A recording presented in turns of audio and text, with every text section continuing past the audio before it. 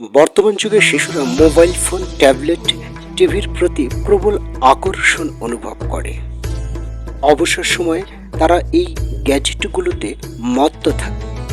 এমন পরিস্থিতিতে তাদের মধ্যে বই পড়ার অভ্যাস তৈরি করা অভিভাবকদের জন্য একটি বড় চ্যালেঞ্জ হয়ে দাঁড়িয়েছে। তবে একটু চেষ্টা করলে এই অভ্যাস গড়ে তোলা সম্ভব। পারিবারিক সময় ও গল্প বলার গুরুত্ব। একসময় যৌথ পরিবারের বড় হওয়া শিশুরা দাদু দাদির কাছ থেকে গল্প শুনতে শুনতে বড় হতো।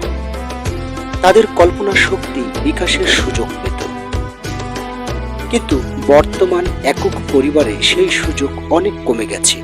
তাই বাবা মাকে এই দায়িত্ব নিতে হবে।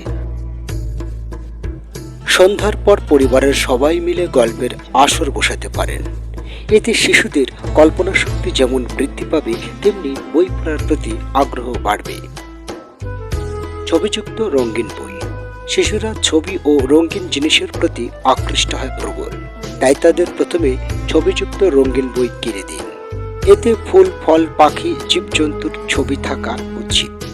শিশুকে বাইরে নিয়ে গেলে এসব বাস্তব জিনিসকে দেখিয়ে বাড়ি ফিরে বইয়ে সেই জিনিসগুলো খুঁজে বের করতে বলুন।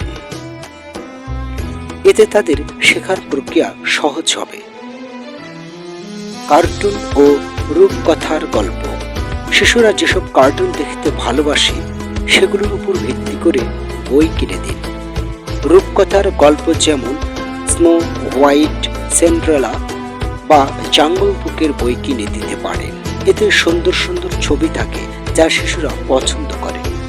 এভাবে টিভি ও মোবাইলের বাইরে তাদের একটি নতুন জগৎ তৈরি করতে হবে এবং ভাষার দক্ষতাও বাড়বে। নীতিকথার গল্প।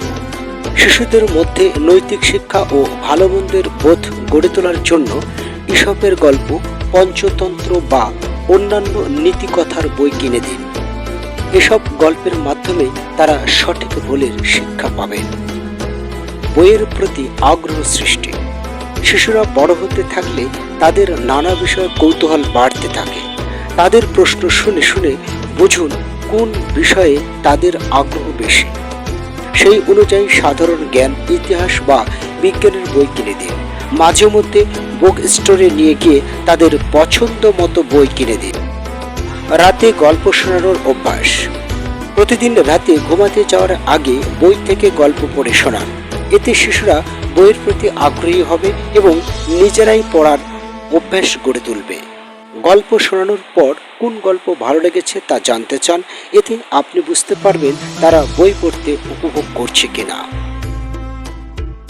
পড়ার বইয়ের পাশাপাশি গল্পের বই। শিশুর পড়ার টেবিলে বা তাকে শুধুমাত্র পড়ার বই না রেখে মজার গল্পের বই বা কমিক্স রাখুন। পড়ার ফাঁকে রিল্যাক্স করতে চাইলে এসব বই পড়তে পারে। এতে মোবাইল বা টিভির প্রতি আসক্তি কমে যাবে। উপহার হিসাবে বই। বাচ্চার জন্মদিন বা বিশেষ কোনো উপলক্ষে বই উপহার দিন। উপহারের তালিকায় অবশ্যই বই রাখুন।